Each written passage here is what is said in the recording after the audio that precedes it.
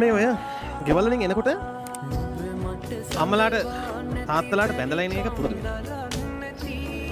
බැඳලා තාත් අපච්චි යන්නම් එක්ක අම්මේ යන්නම් කියලා කියන හුරු වෙන්න. ඒක හුරු වෙන්න. දෙමාපියෝ ඉන්න තැනින් එළියට එනකොට ඒගොල්ලන්ට සමු ගැනීමක් දෙන්න ඕනද ලස්සන එක. නිකමට හිතලා තියෙනවද අම්මා මැරුණොත් තාත්තා නැති වුණොත් තාත්තා මැරුණොත් මට මොකද වෙන්නේ කියලා? ඔයගොල්ලන්ට මොකද වෙන්නේ කියලා නිකන් උපකල්පනය කරන්න. මේවා හිතන්න ඕන. මේවා මේ අසුබ දේවල්, හොඳ නැති දේවල් කියලා ඒ මහා පූර්වතම මේවා කල්පනා ඉන්නකම් අගේ තේරෙන්නේ නැහැ. තේරෙන්නේ නැහැ. කොච්චර තේරෙනවා කිව්වත් තේරෙන්නේ නැහැ. දැන් අද මේ පන්තියේ ඇති ළමයි තාත්තත් එක්ක වලි දාගෙන ආපු අය.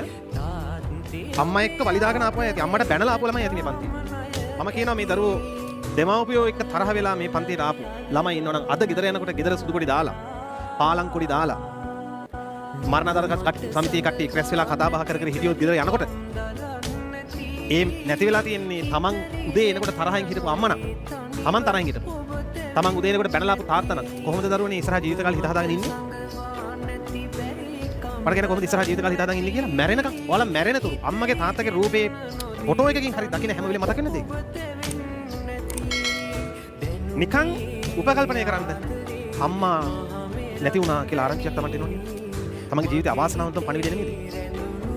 ඒ අවාසනාව 10 ගුණයකින් වැඩි වෙනවා. එදා ඒදී අම්මලාට වැඳලාපු නැති වුණා. මොකද අම්මා තමන්ට උපත දුන්නු, තමන්ට ජීවය දුන්නු අම්මට අන්තිම ගෞරවයවත් කරලා නැහැ. අන්තිම ගෞරවය කරලා නැහැ.